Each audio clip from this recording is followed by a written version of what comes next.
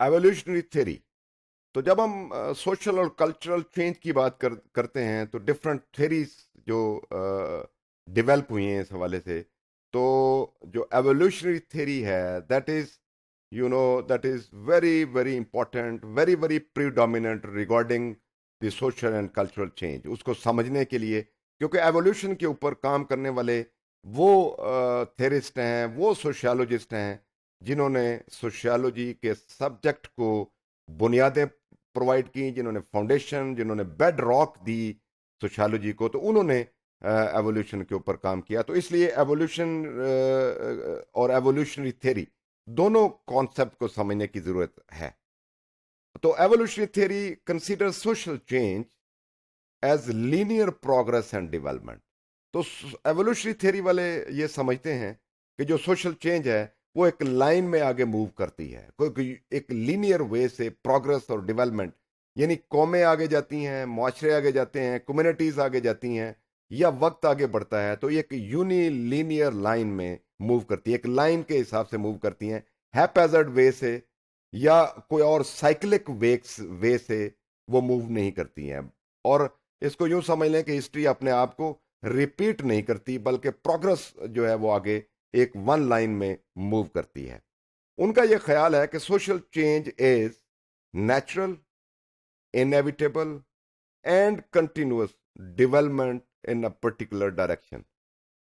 यानी जो चेंज होती है बुनियादी तौर पे ये नेचुरल है, ये होनी ही होनी है, और इससे जान नहीं छुड़ाई जा सकती क्योंकि ये नागजीर है। ये मुसलसल होने वाला अमल है जो किसी भी माशरे में जारी रहता है, ये रूनमा होता रहता है। लेकिन इसको हम देखते हैं कि ये किस तरह जो एवोल्यूशन का जो चार्ल्स डार्विन है उसकी थेरीज के साथ जो अर्ली सोशियोलॉजिस्ट थे, जिसमें बड़े बड़े नाम है, जिसमें अगस्त कॉम्ते का नाम है, डरखाइम का नाम है, हर्बर्ट स्पेंसर का नाम है, उन्होंने किस तरह इसको जो डार्विन की थ्योरी है उसको किस तरह उन्होंने यूज किया। तो चार्ल्स डार्विन का तारफ बहुत जरूरी है बेसिकली, कि चार्ल्स डार्विन ने ओरिजिन ऑफ स्पीशीज, सॉरी, ये पब्लिश की एक बुक, एक थॉट, एक आइडिया 1859 में, जिसमें उसने ये क्लेम किया कि human race evolve from lower orders as a result of adaptation. उसका ख्याल था चार्ल्स डार्विन का कि जिस तरह एनिमल्स हैं, ये जो ऑर्गेनिज्म है, लिविंग ऑर्गेनिज्म जो नेचुरल वर्ल्ड में रहते हैं, तो जिस तरह इनका लोअर ऑर्डर से आगे ये प्रोग्रेस करते हैं, ये मूव करते हैं, और उनमें से वही सरवाइव करता है जिस जो कंपेटिटिव होता है, जो अडेप्टेशन जिसमें ज्यादा होती है, जो उस नेचुरल इकोलॉजी के अंदर अपने आप को एग्जिस्ट कर लेता है, जिसको यूं कह लें कि वो सर्वाइवल ऑफ द फिटेस्ट वाला फार्मूला है, कि जो सर्वाइव वही करेगा, द मोस्ट कॉम्पिटेंट होगा, द मोस्ट फिटेस्ट होगा, वो आगे जाके सर्वाइव करेगा और अडेप्टेशन में आगे होगा। दूसरा जो है वो उसमें आगे नहीं जा सकता। यानी चेंज का जो ये कॉन्सेप्ट है ये बुनियादी तौर पे लिविंग ऑर्गेनिज्म से लिया गया है, और इसको जब हम सोशलॉजिकल कॉन्टेक्स्ट में अगस्त कॉम्टे, डरखाइम, स्पेंसर, वो इसको यूज करते हैं तो इस कॉन्सेप्ट को सोशल डार्विनिज्म भी कहा जाता है। और सोशल डार्विनिज्म बेसिकली जो एवोल्यूशनरी थ्योरी है या पर्सपेक्टिव है ऑन सोशल प्रोग्रेस और डेवलपमेंट, उसके साथ इसका बड़ा ताल्लुक है। इसको वेरी ब्रीफली हम एक एक करके डिस्कस करते हैं कि इसके इंग्रेडिएंट्स क्या हैं। Number one, adaptations in society, कि सोसाइटी के अंदर जो अडेप्ट करेगा वही ज्यादा प्रोग्रेस करेगा, उसके अंदर ज्यादा तब्दीली के चांस हैं। फिर वो कहते हैं कि सोसाइटी मूव करती है फ्रॉम सिंपल टू कॉम्प्लेक्स। हमेशा सोसाइटीज एक एक सादा प्रिमिटिव हंटिंग एग्रीकल्चर सोसाइटी हमेशा इंडस्ट्रियल और कैपिटलिज्म सोसाइटी की तरफ मूव करती हैं। और उनका और भी क्लेम है कि ये एक लीनियर और इंटेंशनल वे से आगे मूव करती हैं। और इस तरह सोसाइटीज मूव करती हैं इंसानों की, जिस तरह बिल्कुल जो दूसरे नबाताती जानवर हैं, आप जानदार कोई भी चीजें हैं, जिस तरह वो मूव करती हैं, उनकी बायोलॉजिकल एवोल्यूशन होती है, इस तरह इंसानों की भी इसी तरह एवोल्यूशन होती है। और इसके प्रोपोनेंट मैं ऑलरेडी बता चुका हूं, जिसमें अगस्त कॉम्टे है, स्पेंसर है, डरखाइम है।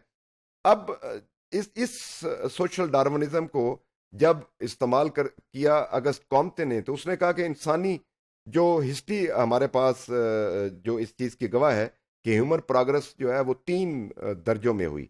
पहला दर्जा थियोलॉजिकल था, दूसरा मेटाफिजिकल था, और तीसरा जो पॉजिटिव दर्जा था। तो पहला थियोलॉजी वो कहता है कि प्री हिस्टोरिक एज होती थी, उस वक्त सुपर नेचुरल गॉड के ऊपर या सुपर नेचुरल जो चीजें हैं, कॉन्सेप्ट थे, उस वक्त बिलीव करते थे लोग, उसके ऊपर उसको मानते थे।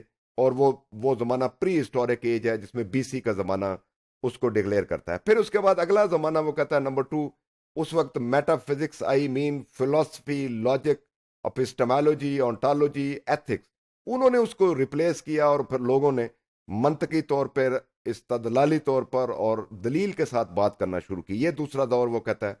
अब वो कहता है कि 18th century onward, that is the scientific era. Scientific era mean वो कहता है कि scientific knowledge is the only true knowledge, otherwise दूसरे जो नॉलेज है हमेशा उनको डाउट की निगाह से देखा जाएगा। इस स्टेज को वो कहता है पॉजिटिव स्टेज, या जिसको वो साइंटिफिक स्टेज का भी नाम देता है। तो अगर हम देखें कि अगस्त कॉम को, चूंकि he was a French sociologist जिसने कॉइन किया इस वर्ड को, और इसने इसके ऊपर काम किया और इस एवोल्यूशनरी पर्सपेक्टिव को आगे बढ़ाया।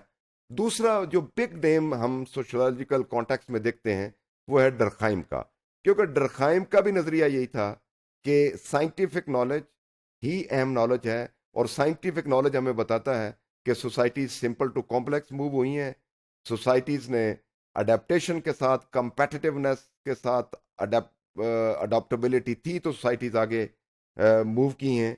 और उन्होंने फिर जो डरखाइम है उसने जो मैकेनिकल और ऑर्गेनिक सॉलिडारिटी भी बात की, कि सोसाइटी के अंदर जो सोशल ऑर्डर है उसमें मैकेनिकल सॉलिडारिटी और ऑर्गेनिक सॉलिडारिटी का किस तरह। लेकिन सबसे ज़्यादा काम जो है इसको पूरी तरह एवोल्यूशनरी प्रोसेस को, सोशल डार्विनिज्म को आगे बढ़ाने में हर्बर्ट स्पेंसर ने इस फ्रेमवर्क को बहुत ज़्यादा इसके ऊपर काम किया है।